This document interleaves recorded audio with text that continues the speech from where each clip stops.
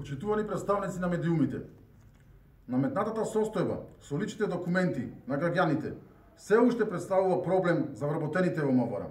Очигледно, некој се води кон тоа дека нашите колеги се одговорни за тоа, или некој се трудел многу тоа така да изгледа во моментов. По неодамнешната реакција на народниот правобранител се посочува голем број на обработени и нераспределени лични документи, кои се заглавени во лавиринтите на МВР, со што постои можност на некој граѓанин да им се оневозможи и гласање на престојните парламентарни и претседателски избори. Бројката не е мала, станува збор за над 100.000 граѓани. Констатацијата директно насочена кон нашите колеги во секторот за граѓански работи. Тој што го примил барањето е работник, тој што го процесуирал е работник, тој што го изработил е работник и тој што би требало да го издаде документот е повторно работник. По досегашните пракси, одговорноста ќе се бара кај некои од овие колеги.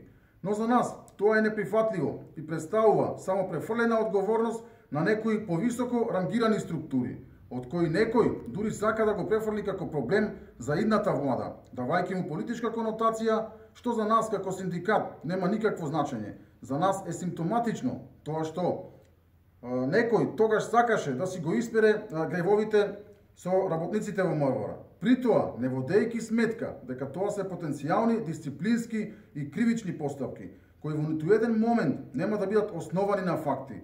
И претходно објавувавме и баравме наметнатите пракси да се заменат со законско и професионално работење, за да се знае каде има пропусти и недоследности, бидејќи таквите наметнати пракси наметнаа ваков проблем, од кој се изродија уште повеќе проблеми. Но никој во МВР не сакаше ни да послуша, ни да најде решение, а сега е очигледно веќе дека никој не се грижеше за нашите колеги, нити пак да изнајде навремено решение. Проблемот што се таложи со години и за кој поранешното раководство на МВР беше неспособно и неволно навреме да го реши, не може и не смее да дозволи да паде на товар на најнискиот дел од хиерархијата, работниците, кои го спроведуваа нивните одлуки и наредби, или во овој случај пракси, кои се косеа со законите и не доведува сите нас во ваква состојба.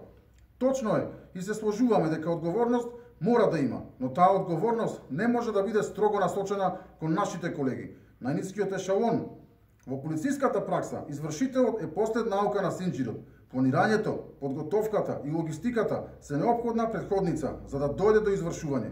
И за тоа од одговорните бараме одговорност, да се најдат одговорните и да се спроведат пред лицето на правдата, но по закон и устав, а не со јавен линч пред толпа за нараат да си ја избркаат мувата од капата, за хаосот со личните документи.